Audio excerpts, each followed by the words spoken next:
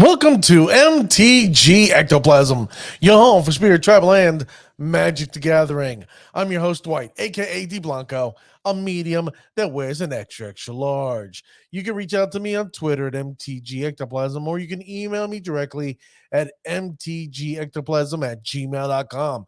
Let me know how am I doing. Am I doing a good job, a bad job, or I shouldn't quit my day job? Now, like I ask each and every single episode, hit that follow, like, subscribe button. I don't know where it is. I don't know what platform you're using.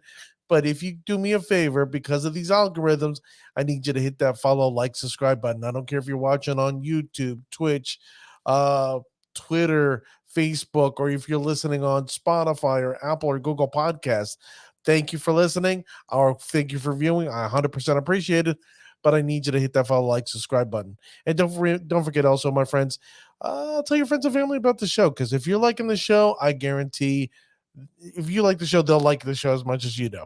Now, like I do each and every single episode, I bring in the one, the only, the individual who I call the Ravishing One. She's the engineer of the show. She does all the wonderful graphics and helps me come up with some creative ideas here and there for the show.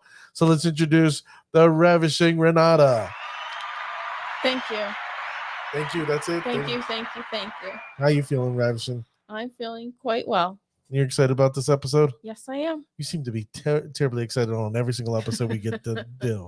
Magic the Gathering is just so exciting. There you go.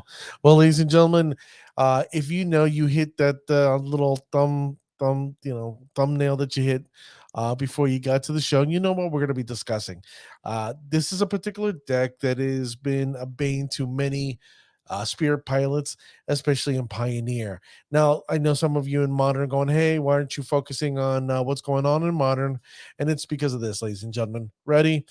They're starting the Pro Tour events at your local LGSs. Sorry, at your LGS. And they're primarily focusing on Pioneer, not Modern. So I want to make sure if you're picking up the Spirits deck, it doesn't matter if you're using Mono Blue, Snow, if you're using Azorius or Bant, I want you 100% prepared so you can kick names and take ass, or take ass and kick names. I don't know how it works, but one or the other. I want you to be 100% prepared when it comes to playing against Mono Green Devotion. I almost forgot about the deck that I was going to do, because I have several deck ideas, because there are two decks primarily that are a pain in the ass. This is one of them, and then one that let me just tell you, Ledge Shredder is now primarily an issue. So I'm going to get to that one as well. But tonight, we're really focused on Mono Green Devotion. So, Ravishing, why don't we bring up the deck list so anybody and everybody can see what we're talking about. So, Mono Green Devotion is this. They're running 18 creatures. That's right, 18. They're running 2 Pulo Chronos. God forbid, excuse me for not pronouncing this correctly. Then they're running 4 Old Growth Trolls, 4 Landwar Elves, 4 Elvish Mythic, and then 4 Cavalier of Thorns. Okay, that's just the basic creatures. Sorcery, they're running 4 Storm of the Festival. Then finally, they got enchantments, 8 of them. They got 4 Wolf Willow Haven and 4 Oath of Nissas. There's a reason why Oath of Nissa's in there. And let's go directly to the Planeswalker so you can see why. They're wanting 1 Nissa who shakes the world, 1 Vivian Arcbow Ranger, 3 Kiora Behemoth Beckoner. That's a key card right there. I want you to remember. And then 4 Karn the Great Creator. Now, if I'm just telling you, it doesn't take a scientist to figure this out. This should be common sense by now.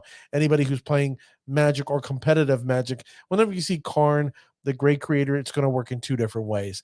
They're going to either turn your deck into artifacts so you can't play nothing, or they're running what they call a Karn package in the sideboard. We're going to get to that sideboard in a minute, but we still got 21 lands to go over.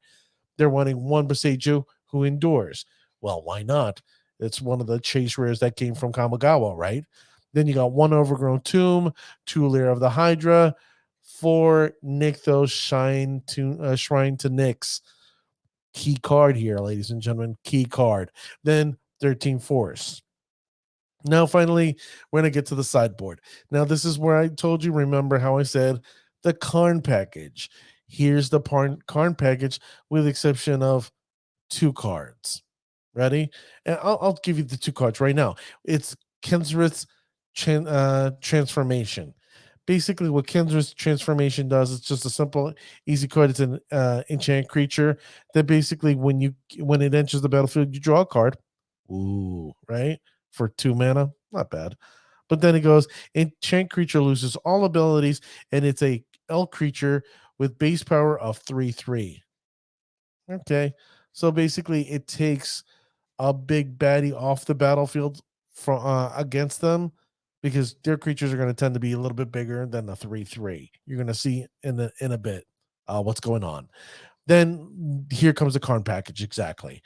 1 unlicensed hearse, 1 treasury vault, 1 Tormod's crypt, 1 sky sovereign council flagship key card here, 1 shadow sphere, another key card, pithing needle, not really a key card for against us, 1 persistent cauldron, not persistent against us, meteor golem, meh, okay, God-fearer statue, potential key card against us, 1 dampening sphere, and then 3 Grafsdigger's Cage. Grafsdigger's Cage, we could care less about since we're not running any of those wonderful spirits that they decided to give us in Innistrad when it came to Midnight Hunt or the Crimson Vow.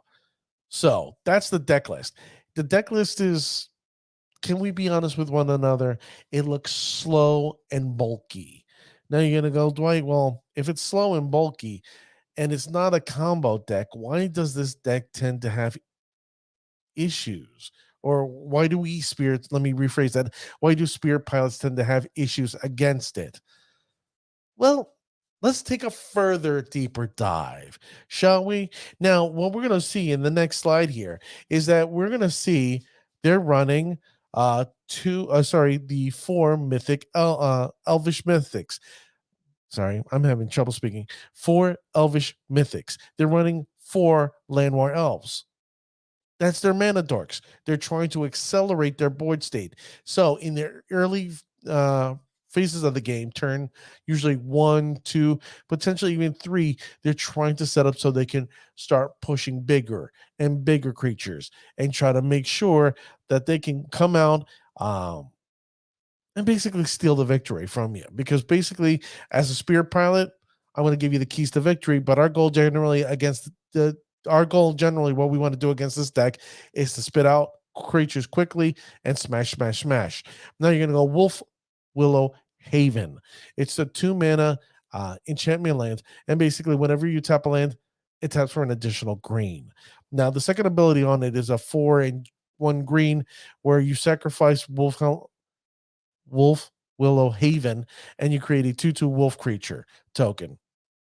Meh. They're never going to use that realistically, unless you're doing a board wipe. And right now, spirits in our sideboard, we're not really having any board wipes, realistically and honestly. Now we'll look at the next slide, and what do we have? Oh, there it is, Nixthos, the Shrine to Nyx. And it only makes sense that this card would be in the deck. Why? Because it's a green devotion deck. Okay, if you're new to Magic, okay, and don't know what devotion is, let's read this card for you so you can have a general understanding, shall we? It's a legendary land, so you can only have 1 in play. And what happens is you tap 1, you add 1 colorless mana to your mana pool. Ooh. Okay. Enough of the excitement. Ready? This is where the card really comes in.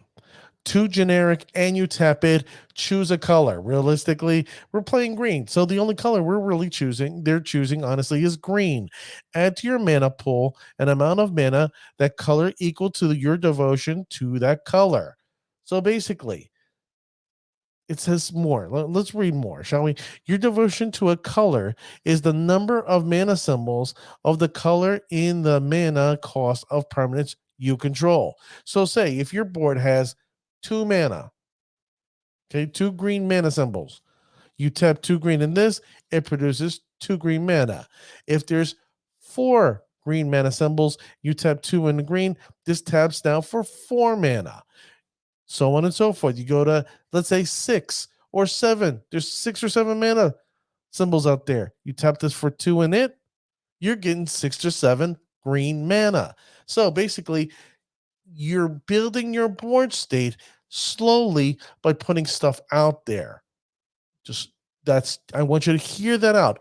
They're building their base. They're starting the game very slowly to eventually start doing something in the long run. This is where our keys to victory are going to come up shortly. So, what happens next? Let's look at the next card. The next slide. And this is it. These are their beaters. Ready? You got Old Growth Troll. Jesus. Truly struggling tonight, right, Ravishing? So, Old Growth Troll. Basically, Old Growth Troll is this. It's 3 green mana. Okay, this fits perfectly in their devotion deck, right? It's a 4/4 creature and it has trample. Why would they want trample? Because they know the only way they're going to come in and do any damage is killing your creature and then superseding the damage. Basically, Old Growth Troll reads whenever Old Growth Troll dies, if it was a creature, return it to the battlefield. It's an or enchantment with Enchant Forest. Interesting, right? Enchant Forest has add 2 green mana. Okay, that's not bad. So it basically ramps up a land if it dies. Now there's still more. Ready? And tap 1 generic and itself sacrifices land, create a tapped 4/4 creature, a green troll warrior creature token with trample. So great. Basically, this is what they're telling us. Ready? If this bad boy or bad girl dies, guess what happens? It gets removed from the graveyard. And what happens? It enchants a land to make it ramp more. And if you choose by just tapping a generic in it, oh, you get a 4/4 troll with trample. Great. Yeah, I figured you would agree with me there. Going, oh, that's no bueno. Now the next card they have there is a card that I truly struggle reading, a card that I truly struggle pronouncing, and that's Pulchronos World Eater. 2 generic and 2 green, a 5/5 legendary creature Hydra. Now, usually 4 mana for a 5/5, not bad. I mean, Old Growth Troll is what, 3 green mana and 4/4? Really not bad. But let's keep on reading. Tap X and X. They have to be equal. And a green mana. Monstrosity X. If this creature isn't monstrous, that means if you didn't play the course originally, put X +1/+1 counters on it, and it becomes monstrous. Okay, great. Ooh, you spent more mana to make it bigger. Congratulations. But this is the problem with it. Ready? When Pulchronos, World Eater, becomes monstrous, remember this part. It deals X damage divided as chosen among a number of target creatures your opponent controls.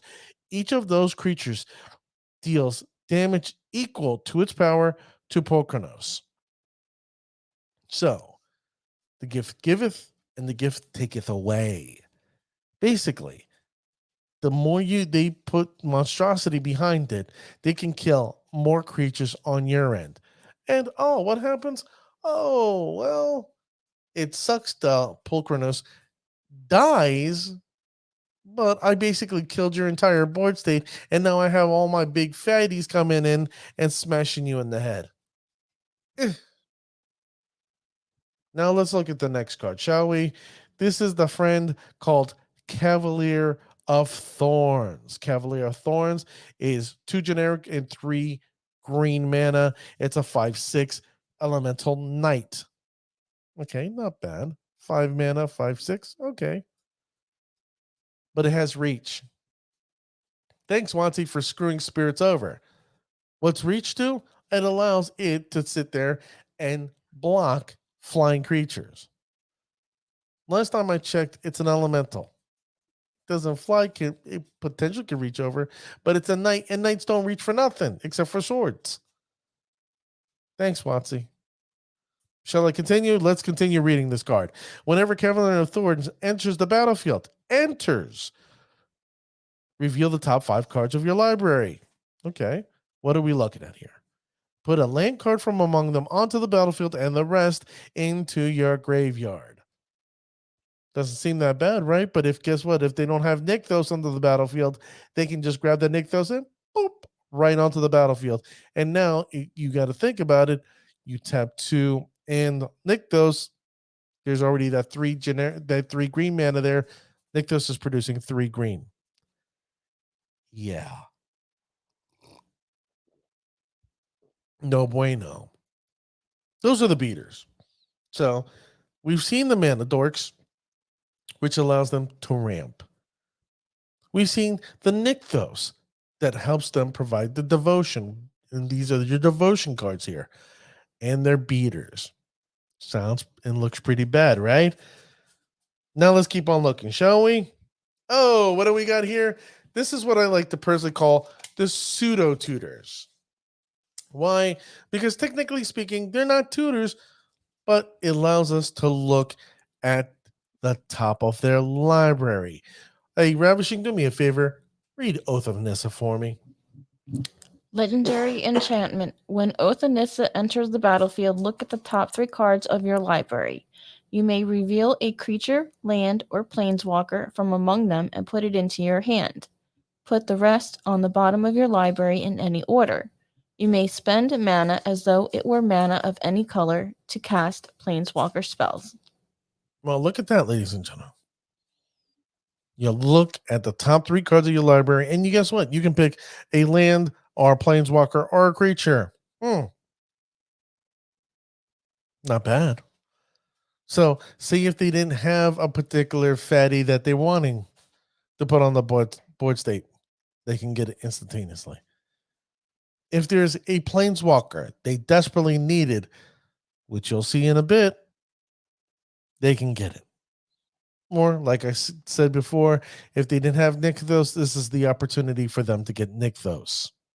And because you can do it on turn 1, it actually helps out devotion.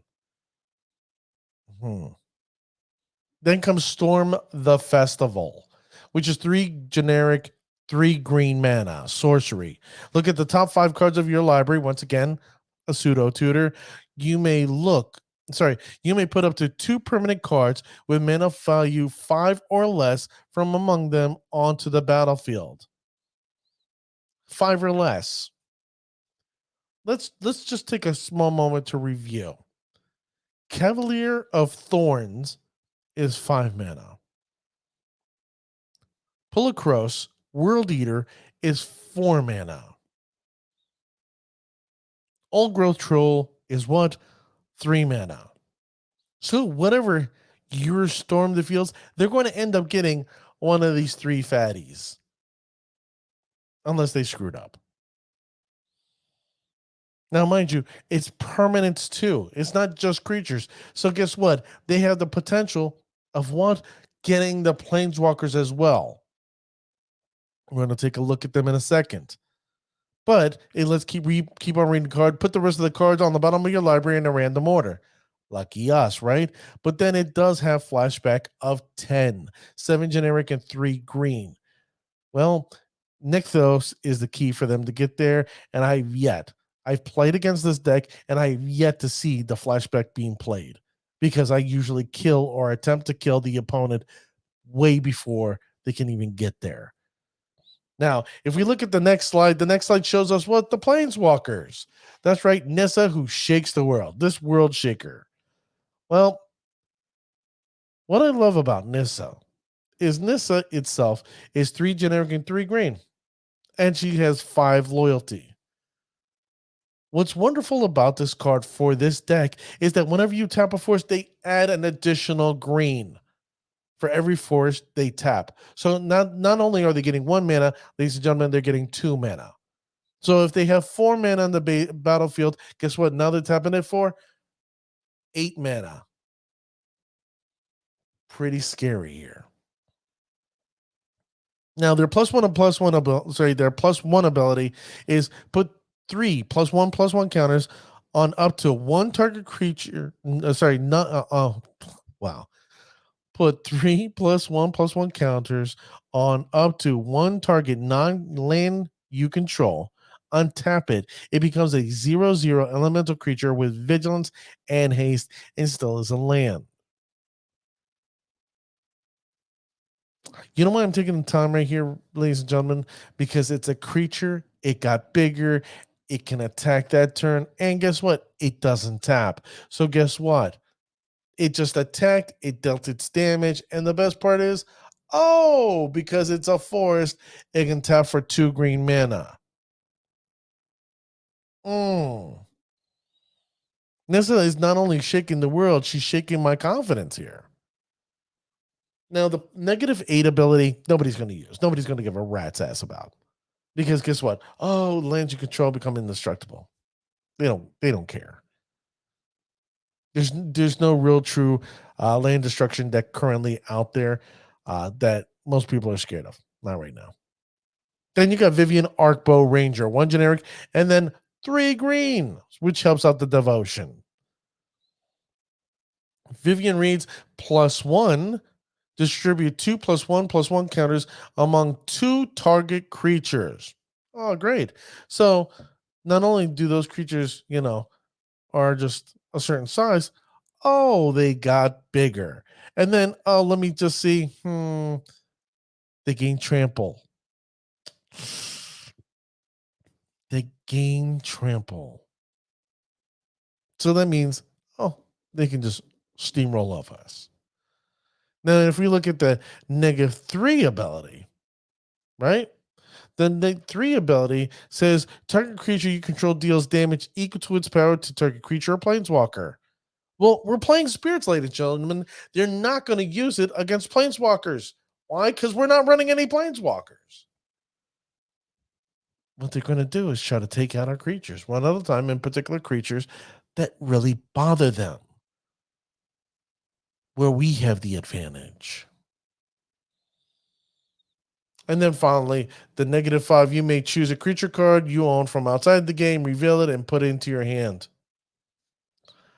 An ability that I know, we both know that we're not going to see. We're not done with the planeswalkers yet. Guess what, ladies and gentlemen? There are 2 more. And here they are. The first one you have is Kiora Behemoth Beckoner, 2 generic and a Simic blue green, 7 loyalty. I don't like this card. I don't like this card at all, and it fits so perfectly in their deck. Why? Because let's read the first line right there. Whenever a creature with power 4 or greater enters the battlefield under your control, draw a card. Well, the only creatures in this deck that's not going to benefit from these is Landwar Elf and Elvish Mythic. That's it. Elvish Mystic, sorry. The rest of them are going to be 4 or greater. So whenever those creatures come in, oh, I get to draw a card. Now, the piece that resistance, as the French would say, is the -1 ability. Thank God it doesn't have a plus ability, but -1 ability. And what's even more, it has 7 loyalty. So they can do it up to 7 times. And that means untap target permanent. So if they have a Nykthos in play and they have 7 green devotion, oh, they tap it for 7 green devotion. I can untap it with the Kiora. I use 2 of that 7 mana, so that leaves me 5 floating. Tap it with the Nykthos, and guess what? Now I got 7 more, so I have a total of 12 green mana to play whatever I want, whatever my heart's desire. And then if I add it on to the next card that's here, it says Karn the Great Creator. Oof. Oof, that really sucks. Because like I said before, Karn, the Great Creator, is used in two different ways. And the first way doesn't really matter to us. Because guess what? Activated abilities of artifacts that your opponent controls can't be countered. Okay. But what comes in handy is the last 2. Until your next turn, up to one target non-land artifact becomes an artifact creature with power and toughness equal to a converted mana cost. Okay. But we won't see that until the -2. You may choose an artifact you control from outside the game or in exile. Reveal that card and put that card in your hand. So remember how I said there and told you the Karn package? That's sitting in their sideboard, ladies and gentlemen. That's where it has to be for them to use this card. Their sideboard is now a toolbox for Karn to use and abuse and to exploit. What makes this deck really fun and unique for people who play this deck is this. Build your board state slowly, grow, get to where you need to be. Put some badass creatures, let Karn come out there and shut the game down for your opponent. That's basically where this deck is going. Now, let me show you some of the key cards in Karn's package that will work against us, the Spirit players. Shall we? Let's take a gander. And we have here Sky Sovereign Council Flagship. Yep, this is a key card that I pulled out myself that I said, I don't like it. I'm not a fan of them using this card. It's 5 generic mana, a legendary artifact vehicle, 6/5. What doesn't bother me is the fact that it's a vehicle. Ooh, it's a vehicle. So they have to tap 3 toughness, or power, to crew this thing. Okay, not a problem. But this is the key problem to this card. Ready? Let's read. It's a flying 6/5 creature. So it can deal with our flyers. That sucks. Whenever Sky Sovereign Council Flagship enters the battlefield, remember that part, or attacks, it deals 3 damage to target creature or planeswalker an opponent controls. So what does that say to us? What does that mean to us? This is what it means. Ready? It comes in the battlefield, boom, it destroys one of our creatures. That sucks. Unless we have hexproof or we use Selfless Spirit. But then, what happens? It attacks. Oh, because it attacks, it does it again. Does 3 more points of damage. And the fact that it's a 6/5 creature, it's going to try to come in and then we're blocking again. So it's basically wiping 2 creatures. And if we have enough power at 5 to kill it, they're basically destroying 3 creatures at a shot. That's awful. That's horrific. This is a key card that we got to keep an eye on. Now, the next card that I want to keep an eye on for is God-Fearer Statue. Spells your opponent casts cost 2 more to cast. I don't like that because the fact that I'm playing a flash deck in both Bant, Azorius, and Mono Blue Snow because of Rattle Chains. I want to play my creatures out as quickly as possible and not be limited by mana. And this here is allowing that to happen. And then the worst part is at the beginning of my end step or your end step, each opponent loses 1 life. Oh, great. So guess what? I'm being taxed +2 to play a spell, and I'm getting punished because of the tax. It sounds like something our federal government does every day with like, oh, you die, guess what? You still got to pay taxes. And then guess what? When your family gets your wonderful house or your knickknacks and doohickeys, they got to pay taxes on that. So you get taxed 3 times. Awful. You're going, wait, that's only twice. When you bought the product too. That's when you get taxed. That's 3 times you get taxed on the same product. I don't know about you, but that's some BS. And then finally, Shadow Sphere, 1 generic. Legendary artifact equipment. Now you're gonna go, Dwight, come on. Why is this card anything to us? What does this mean to us at all? Well, when you equip this card, this equipment to a creature, it gets +1/+1. Okay, no biggie there. But the card or the creature then gets trample. So that means, guess what? No matter how much we block, damage is going to spill over. Another part that really sucks about is that that creature gets lifelink. They get their life back. We're banging away, doing torturous thing, beating them over the head over and over and over again. And guess what? They're getting life back instantaneously because guess what? Their creature's so huge. All the, maybe 2-3 turns of damage, and they got it back like that. That sucks. But then the other part of this card that I truly loathe is you tap one generic. Permanents tap one generic.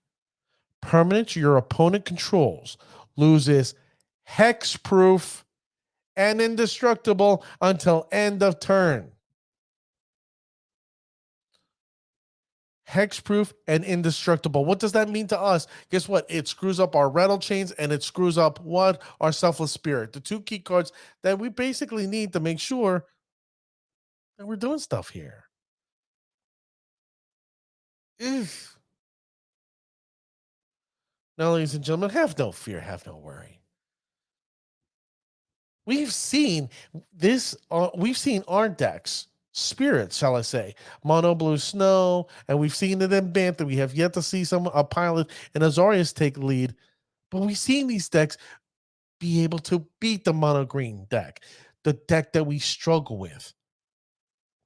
Okay, Zach Fink gave and said stories to us in our interview and explained how to beat this deck. I'm going to reinforce what he said. Remf, the Spirit Master of Brazil. Basically, I have paperwork here from him saying, "Wait, there's keys to victory. We have the keys to victory. We can sit there and succeed. We can win against this deck." I'm going to show you how. I hope you're ready. Let's look at the next slide, shall we? Oh, what's this? All right, Ravishing, this is your moment to shine. Shine away. We have finally we can now have our website and have launched our online store merch for MTG Ectoplasm merchandise.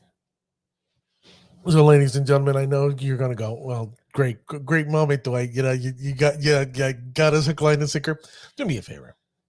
I've had a lot of people call, reach out to me from Brazil, Germany, England to Japan, saying, "Hey, I want some merch." Guess what? Here you go. You get the MTG Ectoplasm. You can get the MTG Ectoplasm shirt, the IRL, which is the live show that we're probably going to do this Tuesday. Really good episode. You're going to check live, and then MTG Ectoplasm gameplay. That's me playing MTGO live and having a great time doing it. And then guess what? Look what you got there. Oh, you got the coffee mug. Look at that coffee mug. And I can't guarantee it, but let me just tell you, nothing tastes better than a beverage in an MTG Ectoplasm coffee mug. A spirited cup of coffee. It is definitely a spirited cup of coffee. Make a great gift for any of the MTG Ectoplasm dads out there. Oh, that's right. Father's Day is coming up. So there you go, ladies and gentlemen. Father's Day. Yeah. You like how we did that, right? But now it's time where we get to the real meat and potatoes of the episode and how you can sit there and kick ass against the mono green. Yeah, yeah, mono green devotion deck. This is how you do it. Ready? This is from our friend Remf, the Spirit Master from Brazil. He's basically recommending this package to us. Portable hole. Now, some of you go, portable hole, why? Why would we want to add portable hole? This is why, ladies and gentlemen. Let's read it.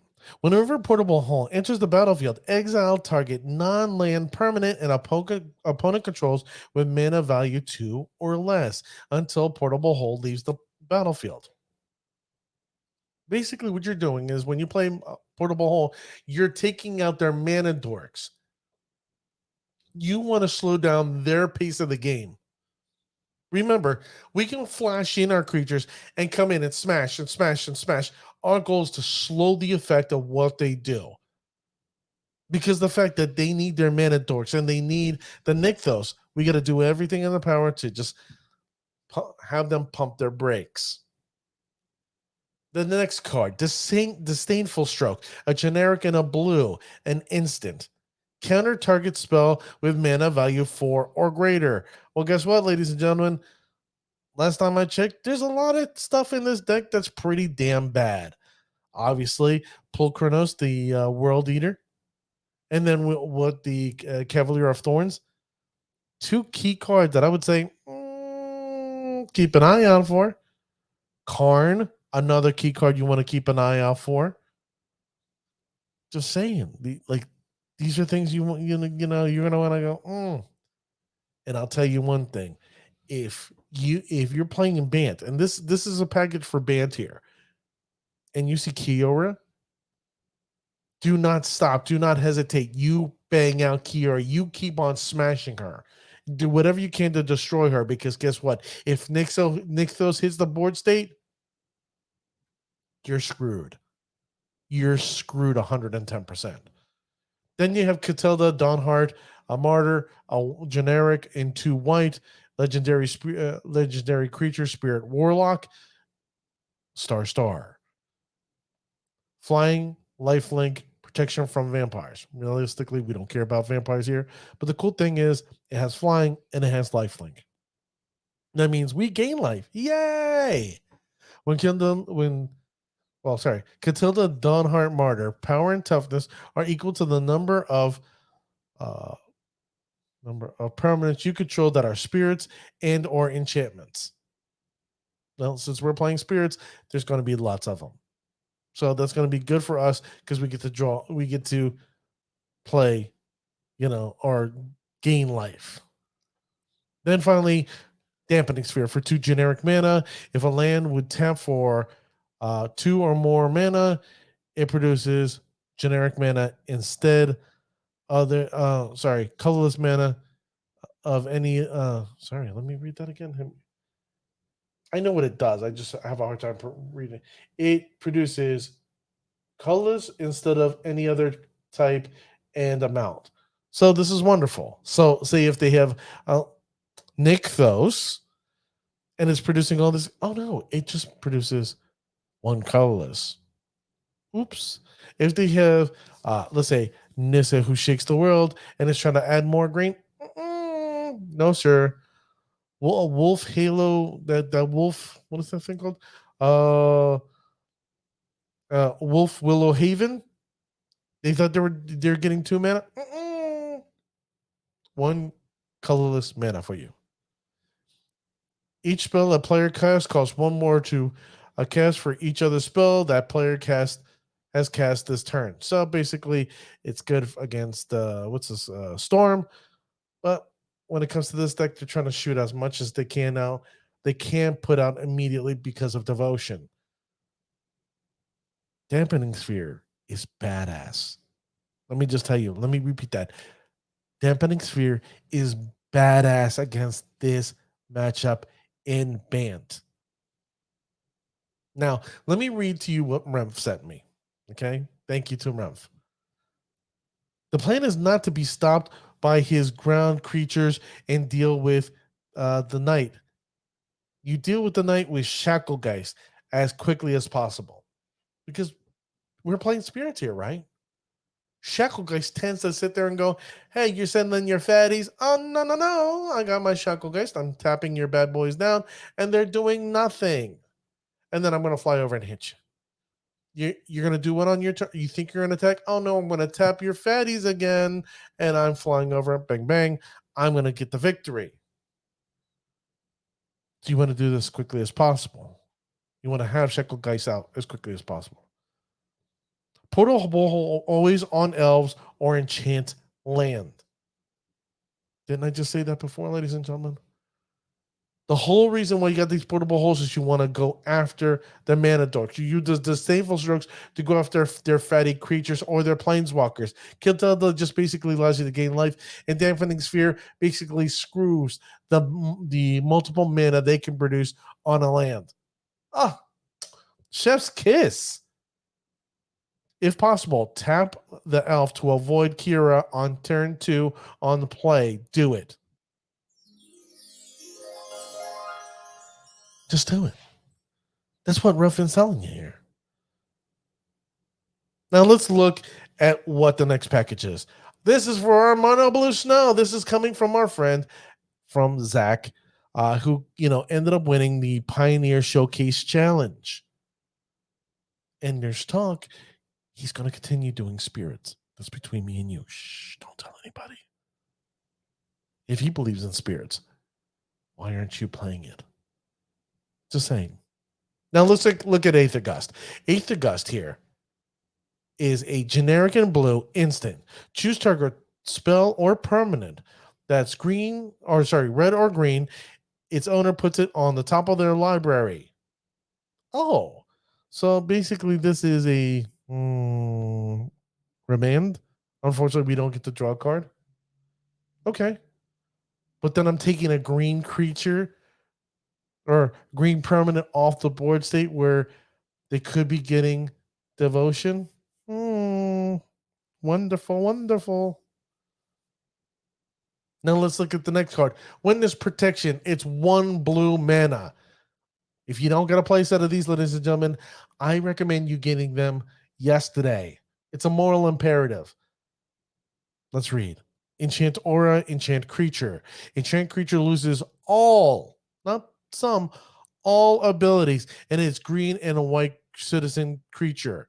It has power and toughness of 1/1, and it's called a legitimate business person. I wouldn't call him a legitimate business person. I'd call them a 1/1 loser creature that's sitting there weeping in the corner because it was monstrous or huge, and now it's a little nothing. Oh, poor thing. Weepy, weepy. We're like, oh, yeah, just nothing more than a cricket. Nothing more than a cricket. And then finally, March of the Swirling Mist. X and blue. As an additional cost to cast a spell, you may exile any number of blue cards from your hand. Since you're playing Mono Blue Snow, there's going to be a lot of blue cards, right? This spell costs 2 mana less to cast for each card exiled this way. Now, why are we going to be going, why are we going to be tossing blue cards? Well, here it is. Ready? Up to X. X, target creatures phase out. X. So I tap a blue, another blue, and I throw away a card. That's three creatures. 3. Uno, dos, y tres. 3. What happens? While they're phased out, they're treated as though they're fate. Hold on, I can't read that right there. What's this read? While they're phased out, they are treated as though they don't exist. Okay, that's wonderful. They don't exist. Each one phases in before its controller untaps during its next untap phase. I want to make sure I got that correctly for you. So they're attacking. Oh, they completely disappear because they were going to attack and no longer on this plane. They're swirling around in the ether. And now they're twiddling their thumbs, ladies and gentlemen, because they can do nothing. And the best part is, we have creatures in front of us, and now we're going to be attacking, shall we say, full frontal attack, and it's going to be wonderful. These are the key cards that are going to be beneficial in Mono Blue Snow. I know some of you are like, March of the Swirling Mist is not technically in the last version of the Mono Blue Snow build that Zach Fink had. And you're right. You're 100% right. He had the Otawara, but he was talking about the Otawara should have been in the main deck, and the March of Swirling Mist should have been in the sideboard. That's why I'm adding it on here, ladies and gentlemen. If you missed that episode with Zach Fink, you really need to go back and revisit, because that mono blue snow build deck is not only a good deck, it's a great deck, especially when it comes to spirits. And that's not besmirching my friend Remv, who's sitting there kicking ass and taking names with the Bant build. Like I tell you, ladies and gentlemen, no matter which direction you want to go with spirits, there's a great chance of victory. There's two decks that give us a hard time. That's this one here, Mono Green Devotion, and I'm showing you the ways that keys to victory. I got it from the masters. I got it from the guys who beating these decks all the time. And the other one is the red deck wins. And I'm going to bring that up. That's going to be the next deck I talk about next. The next time I do an episode, a Pioneer Breakdown. So, ladies and gentlemen, you tell me, am I right or am I wrong? Reach out to me at mtgectoplasm on Twitter, or you can email me directly at mtgectoplasm@gmail.com and tell me your thoughts. How would you go about attacking this mono green devotion monster that bothers us, the spear player? I know, ladies and gentlemen, that it's easy to sit there and grab the latest and greatest decks, the ones that are making so much noise. But if you stay true to yourself and straight to the deck, and you know your deck inside and out, I can almost guarantee that you will almost win most of the time. Sheng Shu, like the guy who wrote Order War, used to say, you know what? If you know yourself and you don't know your opponent, you have a 50% of victory. If you know your opponent and don't know yourself, you have a 50% of your victory. But if you know your opponent and you know yourself, victory is almost 100% guaranteed. So, ladies and gentlemen, you know what's in their deck. You see how the deck is formulated. Here and there, you're going to have players that are going to do little things. They're going to modify here and there and change things up. But majority of the time, it all stays the same. I hope and I pray that you win game 1. But if you have to go to game 2 or game 3, you have the substitutions. You have the key cards that allow you to get there and smash your opponent over and over again to get the victory. I believe in you. Hopefully you believe in yourself. Because I know that next time you're kicking your opponent's ass, I want you to tell them, and I want to hear from them. That's bullshit. All right, ladies and gentlemen, thank you for watching this episode, and I'll catch you guys next time. Enjoy.